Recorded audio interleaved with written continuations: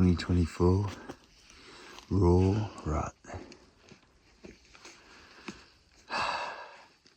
Where have I been? So, for the end of last year and start of this year, I've graciously been given some access to some private. I spent the first month or so trying to knock a few animals over and really make an impact on that private. It's not a hunting property, it's a shooting property. With the pest animals really impacting the property, livestock, fences, eating all the plants and destroying and eroding game trails everywhere. So spent the first month doing that, and then once I knocked over a few, my own freezer was full. I'd been using it as a opportunity to help friends and mates fill their own freezers and still utilise all the meat while doing a job for the property owner. Anyway, it's kept me pretty tied up. We're here now. I haven't done much hunting with me old man, so I'm stoked to be out in the bush with him for this rut and raw again.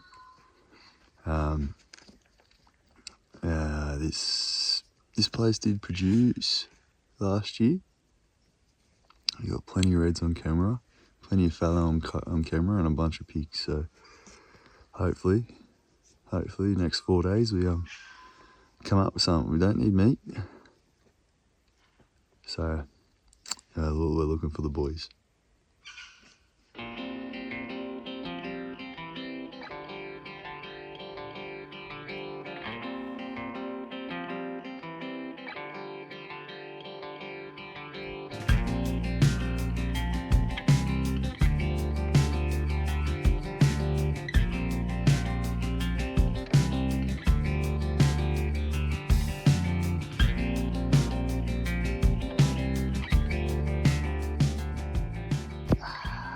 So we just had 3 good sized pigs run across us. About 60-70 metres of the brush. We could hear this crashing and bashing it. By the time we got eyes on them, sort of stopped, and then the slight movement of the rifle sort of ticked them off to just keep trotting. They weren't aware they went running, but good start. First hour of the morning, 3 good pigs. But maybe could have done it a bit better to get a shot off. We'll see who we are here for red deer, but see what comes of it. Good morning, good start to the morning.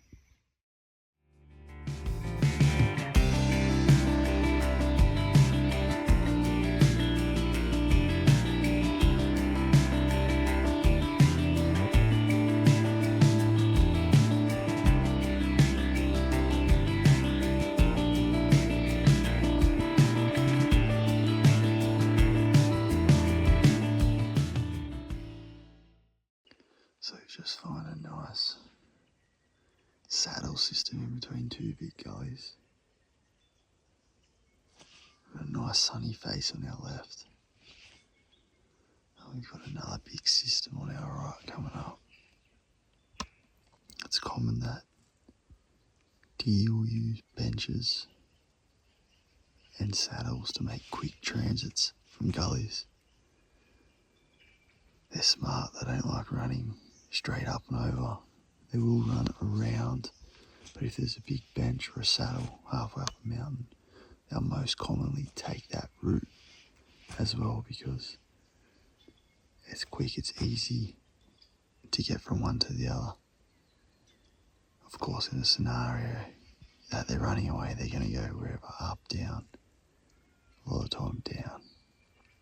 But when they're just moving, they'll most commonly use these saddles and easy transit routes to navigate their way through a forest, or from one section to another, from private into a forest, whatever the scenario. So we're just sitting at the top of this saddle. We've got a nice sunny face there with our other system on our right, with the saddle right down in the middle there. So, I'll sit here for an hour or so.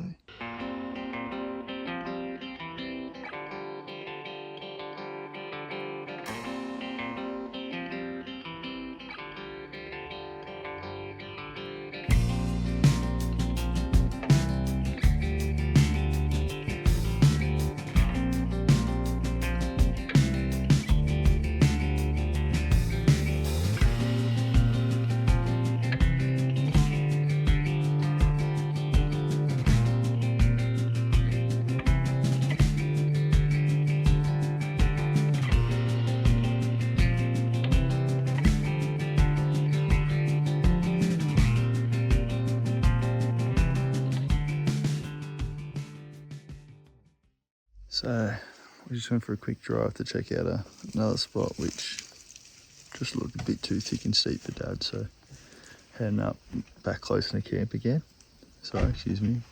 Back closer to camp again and hunt some of this flat stuff I found some good sign on last year. We didn't see a lot here this morning, a lot of sign that is. We did see the 3 pigs, a few footprints here and there, no rub trees or scat, so hopefully a little bit closer to the private, we might pick up a bit more sign.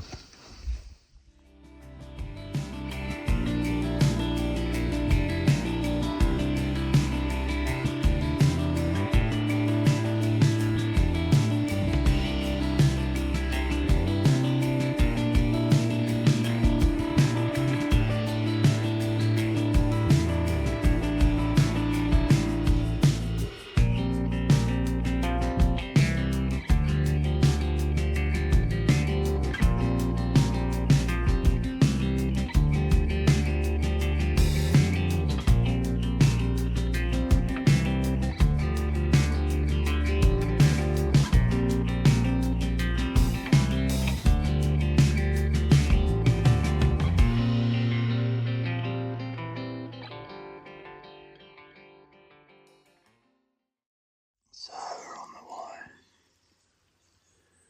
Been here about half an hour already. We're a bit into the shooting light. No noise, no sound. A bit annoying though. That's why we have to access from. Because it's sort of the top of the valley, so the thermals are sinking a little bit down. As soon as the sun comes up, it's going to light up that other side and those thermals are going to reverse and start getting pulled back up out of the system. So, hoping that's enough effect to contradict and compensate for the ones that are going down right now. But we've tucked ourselves away right in behind some timber and some brush, so it's only sort of moving up at head height up over us. Something to consider when hunting certain spots. Anyway, we'll do a big sit here this morning and see what shows up.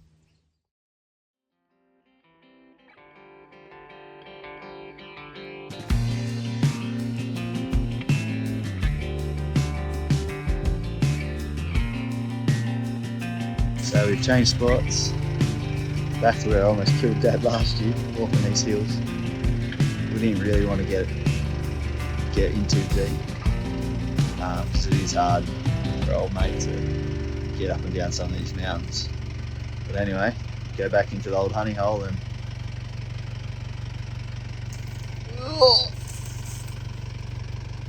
that's above my head, way above.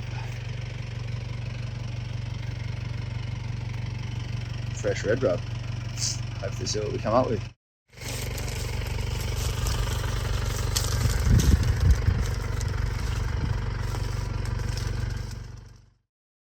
We just started out this afternoon in the spot I hunted last year. Man, it's crunchy. Like cornflakes. But at least we have a bit of sign to go off. We've got that big red rub, so much more than the other side. So, it's about 3 o'clock now. Gonna get into a vantage point early and then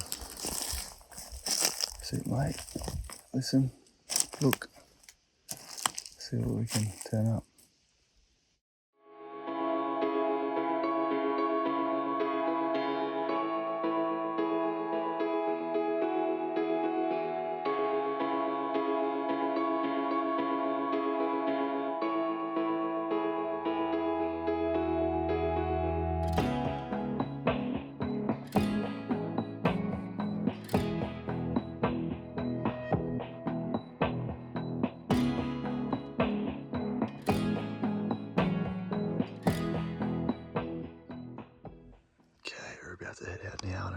last morning. We are in that new spot, but we're not going back to where we were last night. We're going across the other side of the valley. There's this nice big open feeding area along the creek. Had a lot of hinds in that at the start of last year there. However, they disappeared when the roar came around, so it might be a touch and go plan, but at least it's got good visibility. It's relatively easy access for Dad. It's a bit of steep climbing, but it's a nice and flat once you get down there. So we're hiking now. You sort of just see the sun trying to poke its head up. Definitely not shooting light yet, but it's only about a 15-minute walking.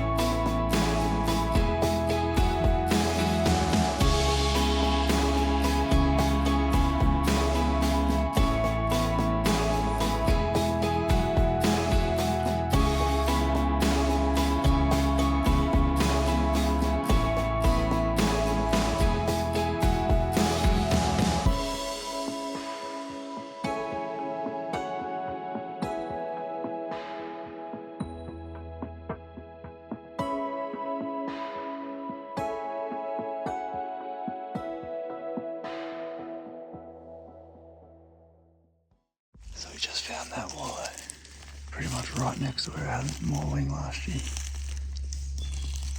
And fresh this morning. It's got mud drips.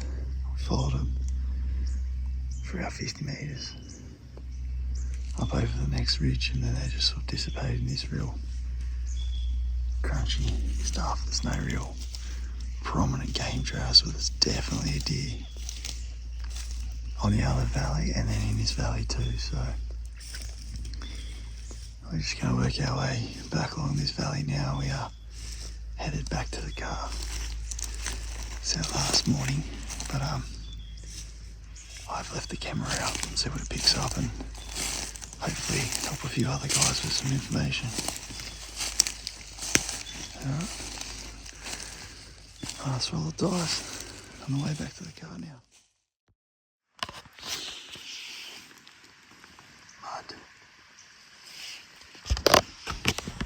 This is almost as fun as Track and Blood. He's still here somewhere. So keep on this track and see if we can catch up with him. And we are getting close.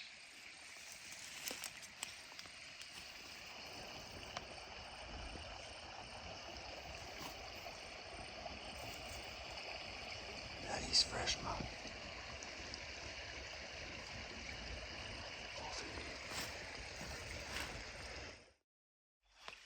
This is like almost waist high. I followed all the way down to the creek here. There's a big drop off, and he must have realised he couldn't jump down, or didn't want to. And he's just zigzagged his way through all this stuff. And you can still see the mud in the direction he's gone. For as long as I can, I'm going to keep trying to follow this, because this is cool. He's in here somewhere. And this is where he must have stopped to have a shake. Yep. The mud flicked everywhere.